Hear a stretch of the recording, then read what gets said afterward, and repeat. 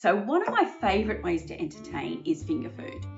I find it fairly stress-free. I mean, nothing is stress-free, let's be honest. But so much of it can be done ahead of time.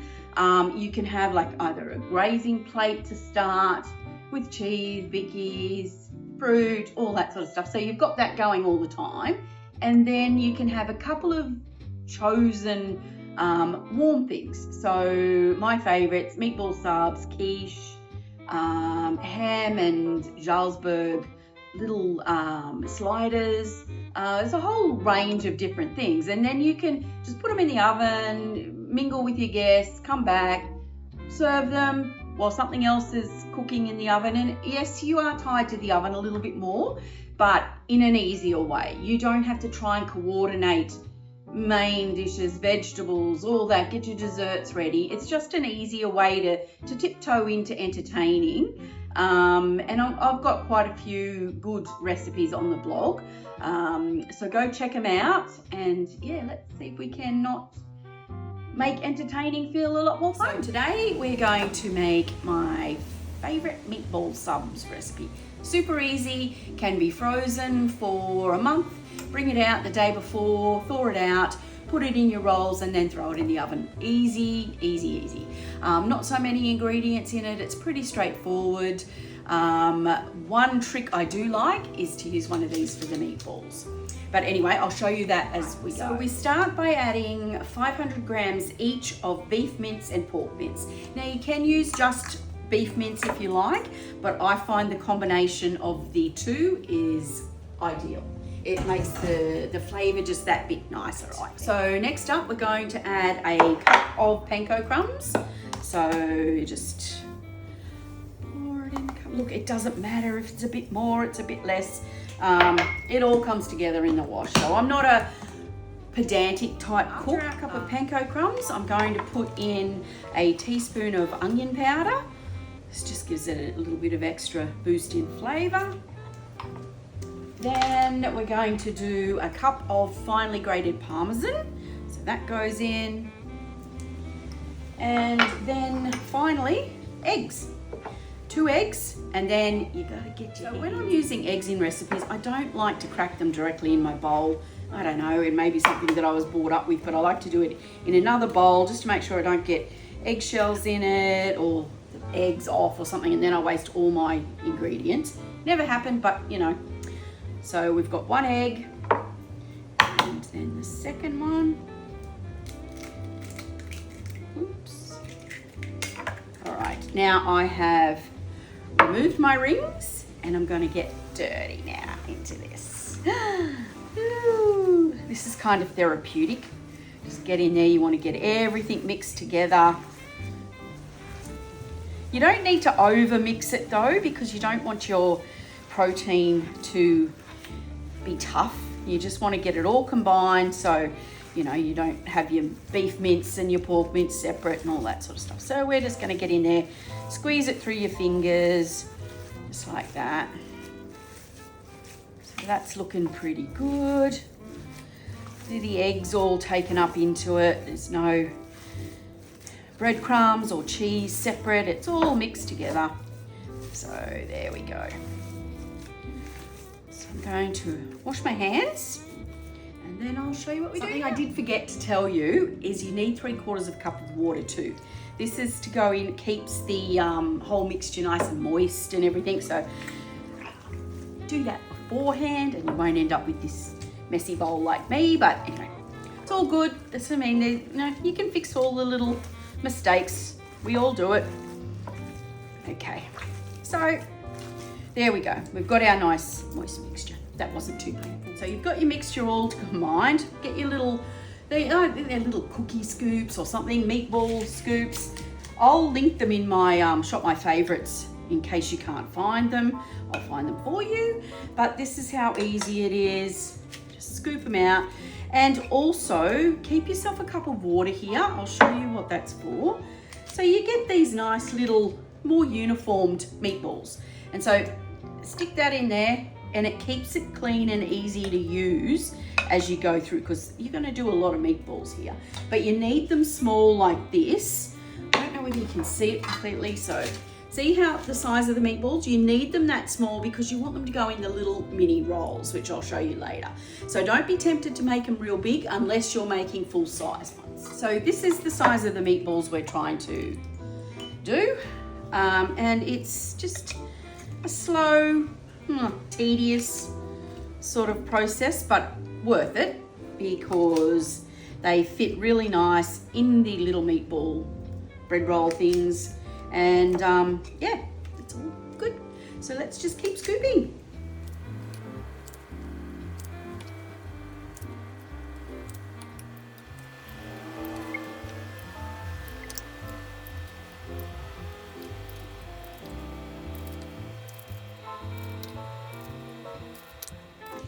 Okay, so this is what we've got. Now, the reason I am doing it on a baking tray is because these meatballs will be baked. I prefer to do it this way for a couple of reasons. One, I can do a whole lot of meatballs rather than trying, like even my biggest fry pan won't be able to do this much at once. Two, I find it keeps them nice and moist. And three, they stay together much easier. Now, you don't have to worry about making sure they're cooked all the way through or anything like that because they will go into a sauce after this. And then, of course, they'll go into the bread rolls and into the oven again. So even if they're slightly pink inside, it won't matter in the least. They'll be fully cooked by the time they're served. So anyway, I will get these in the oven and we'll move on to the next step. This is the cooked meatballs. As you can see, they're nice and solid, kept their shape, only slightly cooked, not crispy or anything like that. You don't want them to. Now we're going to make the tomato sauce. Now look, you can go and make really nice, flavorful sauces and all that sort of stuff and go to a lot of trouble. But for me, simple is better when it comes to entertaining recipes. So this is pretty basic. I use the passata and put it in here with some Italian herbs, a little bit of salt and pepper, and that's about it. I'll cook it down. I'll show you how it all goes, and you taste it, make sure it doesn't need anything else. And then by the time you put the meatballs back in and cook them in there for a little while, the flavor is just enough, and then you serve it with some cheese and fresh basil and all that sort of thing. You don't need to go over the top, but by all means, fry some garlic, onions, all that sort of stuff if you want to. But for this exercise, we're keeping it simple.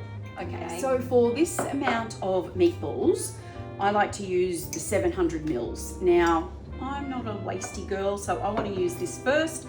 I'll put that in and throw a little bit of this in. Now, I like to also, let me show you. Okay, so we'll put the tomato in, and obviously there's still like tomato goodness in there. So I will pour some chicken stock or even water, give it a shake up and pour that in too. Now, for this sort of thing, you don't need to be over the top about how much you're putting in. As long as you sort of start out with your 700 mils, which, yeah, it's about that. And as you're cooking it, if it looks like it's getting a little dry, then just add in some chicken stock, water, and just keep it mixing. But I will show you the consistency as we go, so you don't have to guess about that. Okay, so here's what I do. There's probably half a cup or so of stock in there. Just shook it all out, and look, all the tomato goodness is in the pan now, not wasted. So, that's just a nice little tip. Now also, while you're doing this, remember, we're not making a beautiful pasta sauce, so we don't need excess sauce. This is just to give the meatballs a little bit of coating, a little bit of juiciness in the bread rolls. So you don't need a whole lot to spread around pasta and all that sort of stuff. So that's why there's not a lot going into it, so don't worry about that. It really just needs to coat the meatballs. All right? Okay, so I need to get my teaspoon. So here we go. I just need a teaspoon of these herbs. I like these ones, this brand. They're quite nice. They've got a good mix of herbs and that in it, and add just enough flavour. Now you can put a little bit of sugar in there and all that sort of stuff, but I just keep it simple like this. I just don't think it needs it. The flavour just comes from the meatballs and the cheese on top and the fresh basil and all that sort of stuff. So no need to go overboard. So there we go. I'm going to put it on the stove now and I'll show you how it cooks down. Okay, so there we go. I did add some salt and pepper in there. And I will try it again after I've added the meatballs in, because remember the meatballs have got Parmesan cheese and all that in there, which is quite salty. So you may not need as much as you think. So wait until this comes to the boil. Actually, that's a pretty good consistency there now without doing anything. And I did add that half a cup of chicken stock in there, of course, which I think is quite good. So give that a whirl as well to empty out your bottle. And if you find that it's made yours too thick, oops, then just boil it down a bit longer. But really, the aim here is just to get this warm, and we'll throw the meatballs in and good to go. So pretty straightforward. All right, I just wanted to show you these meatballs. Like, the reason I like to bake them, see how good they are stuck together? Because when you mix them in with the sauce, I mean, you still want to be gentle, but you do not want these all broken up when you give them a stir in the tomato sauce, because then it makes it really difficult to put them in the bread rolls. So baking is great. And I say you can get a whole lot more done than you would in your fry pan. Okay, so I have put all the meatballs in the sauce, and you want to just, you know, include all the beef juices and all that sort of stuff in there, because it all adds to the flavour. And you'll see what I mean by not needing too much sauce.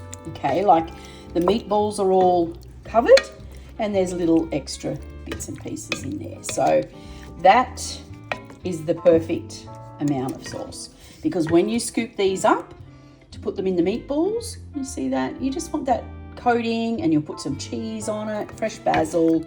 We're going to put these meatball subs together now. I buy these cook at home dinner rolls because they're the perfect size for this little finger food. All right, now the trick to keeping them neat and tidy is you're going to want to cut out some of the bread, because otherwise it's just too squishy.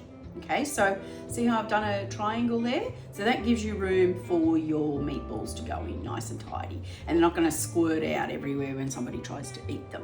Well, there might be a little bit of squirting, but only good stuff.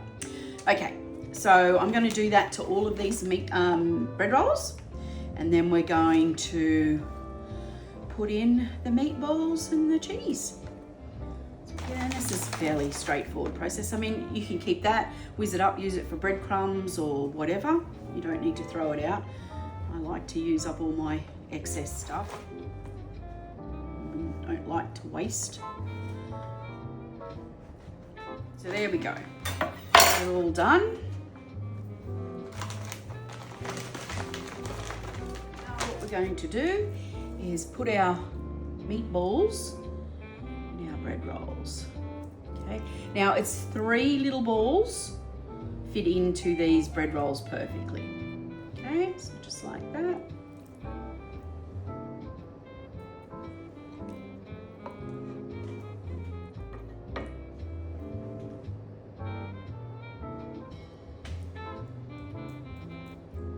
All right, so now what I would suggest is you get your little pot and put a little bit more tomato sauce on them, just to add into the moisture as it's cooking, and then you top with cheese. Okay, so I'm just finishing off topping these with cheese, as much or as little as you like. I like quite a bit of cheese. It melts beautifully. Now you want these sort of tucked in together so they hold each other up. I'm just going to do half a dozen, just to give you the idea, because I'm going to freeze the rest for another time. Okay everyone, finished product. And I gotta tell you, the smell, fresh basil and the meatballs is just divine. Your guests will love them. Don't forget, you can do this all ahead of time. Freeze all your meatballs, defrost them the day before, fill your bread rolls, and you're good to go.